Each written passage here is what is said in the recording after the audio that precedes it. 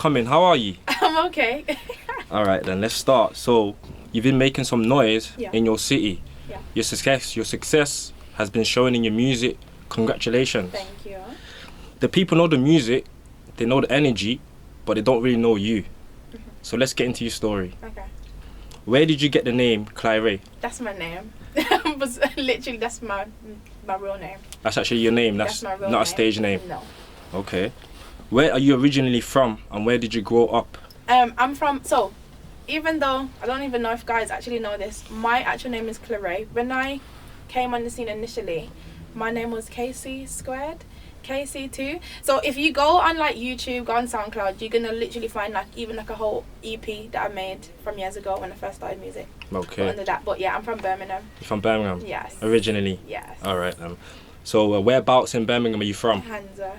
Okay. Yeah. So Handsworth, let's talk about it. Handsworth has a bad reputation in Birmingham. How was it like growing up there?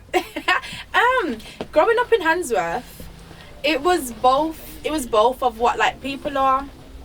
Are we good to go? Sorry, Handsworth. Growing up in Handsworth is like both of what people are saying and both like not what people know, if that kind of makes sense. Yeah. So there was like a lot of like crazy shit going on, like, you know, people are like the man them are doing what man them do, but at the same time like it was community. At the same time, like that's how I knew all of my friends, playing that door run, Aki 1 2 3, like it was crazy, it was lit. Like, So have you always lived in Handsworth? You haven't moved from places to places? I moved out of Handsworth when I was about like 17. Okay. I moved to my sister's for the year, and then when just before I turned 18, I lived in West Bromwich in the YMCA, and that was like I started like basically my process of living by myself. Okay, so Yeah. growing up in Handsworth, what type of household did you grow up in? Was it strict, supportive, chaotic? So my mum and my dad was married before I was even born. They got divorced like, you know, when I was younger. So it was literally like a separate, what do we call like a separate household. Like my dad was there and I would live with my mum. Okay. But the fun thing about it was I actually had siblings on both sides. So I had siblings on my mum's side and I had siblings on my dad's side. So I was never really alone, if that made sense.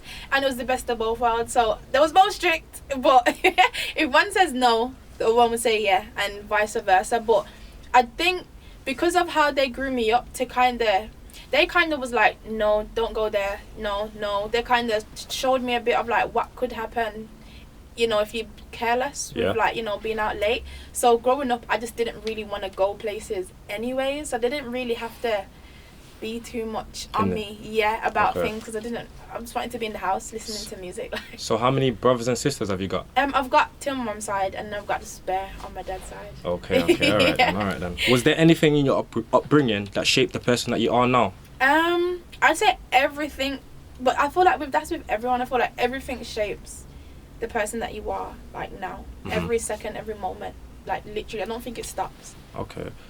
When you look back at your childhood, what stands out the most, good or bad?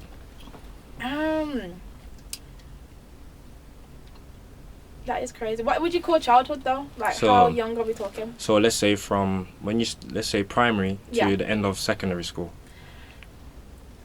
I don't think anything really stood out for me. That kind of time in my life was so weird. It still kind of is weird, if I'm honest, but it was the most weird, if that makes sense, because I've always been like a trying to find myself kind of person. I've been a nerd, but I've also been like not a nerd, and I've been like a punk rocker, and I've also been like, I don't know, like I've always just been in different pockets. So Okay. all of primary school, secondary school is just finding my So did you go through the older process of primary, secondary and college, or did you have to miss a few steps? I think I did primary, secondary. I never got kicked out. Well, I got excluded a bit, but I never got permanently kicked out.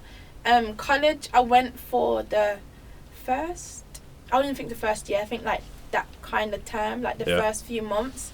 And then I was like, that was kind of around the time when I got like left my mum's and stuff, and I had like, all this like independency. So I kind of just dropped out of college.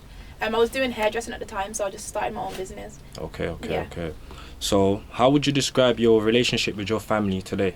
I think I'm definitely, and you know what it is, I feel like I'm such a person of, I would love to just be like, say everything, but I feel like we should always like be able to respect people's privacy and just be able to have like a certain level of respect, like when you're talking about certain things, you know what I mean? Because it's people's story as well as much as it's yours. Of course. But I do believe, like, in my family, I would definitely say I'm the black sheep. I'm very opinionated.